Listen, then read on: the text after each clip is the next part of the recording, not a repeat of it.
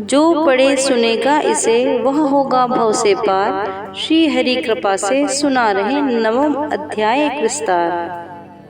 जय श्री कृष्णा। राधे राधे मित्रों, मैं सरिता, मेरे चैनल कथा कस्तूरी में आप सभी का स्वागत है। इसके पूर्व के अध्याय में हमने माता तुलसी के महत्व को जाना था। इस अध्याय में हम संतान की वृद्धि करने वाला तथा सर्व सुखों को देने वाले अहोई व्रत के बारे में जानेंगे। आइए हम प्रारंभ करते हैं। राजा पृथु कहने लगे, हे नारद जी, आप सर्वज्ञ हैं, इसीलिए संतान की वृद्धि वाला तथा सब प्रकार के सुख देने वाला कोई व्रत कहिए।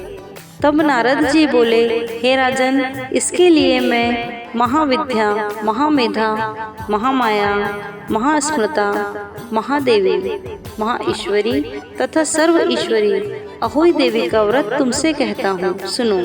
राजा ने पूछा, महाराज, यह व्रत कब और कैसे किया जाता है तथा यह अहोई देवी कैसे उत्पन्न हुई? तब नारद जी कहने लगे कि एक समय कलियुग में बड़ा भारी दुर्भिक्ष पड़ा तथा महामारी से बहुतों की अकाल मृत्यु हो गई।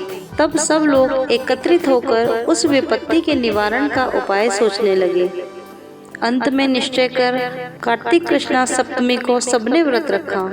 व्रत करते समय सायंकाल माता चामुंडा हाथ में मुंड लिए प्रकट हुई और कहने लगी, हम रुद्र सहित विहार करने के लिए यहाँ पर आ गए हैं, परंतु सारे संसार में पाप छाया हुआ है। ब्राह्मण वेदहीन, क्षत्रिय असमर्थ तथा वैश्य और शूद्र धर्म रहित हो गए हैं। स्त्रियों ने पतिव्रत धर्म छोड़ दिया है, इसीलिए तुम सब व्रत साधना करते हुए अहोई देवी का व्रत करो। कार्तिक कृष्णा सप्तमी तथा अष्टमी को बाल, वृद्ध और रोगियों को छोड़कर सबको यह व्रत करना चाहिए।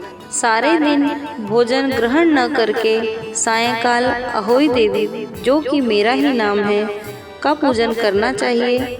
अपने मकान को गोबर और मिट्टी से लीपें तथा 4 रंगों काला, पीला, हरा और लाल से मेरी मूर्ति बनाएं। अच्छे सुंदर पकवान बनाकर मेरी पूजा करें। माता के इतना कहने पर एक धीवर की स्त्री वहां आई और आकर बोली, हे माता, हम नीच लोगों का भी कर्तव्य बतलाएं।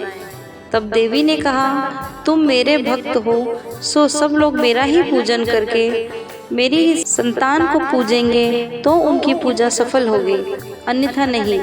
मेरी पूजा के बाद कुम्हारिन तथा मालिन की भी पूजा होगी।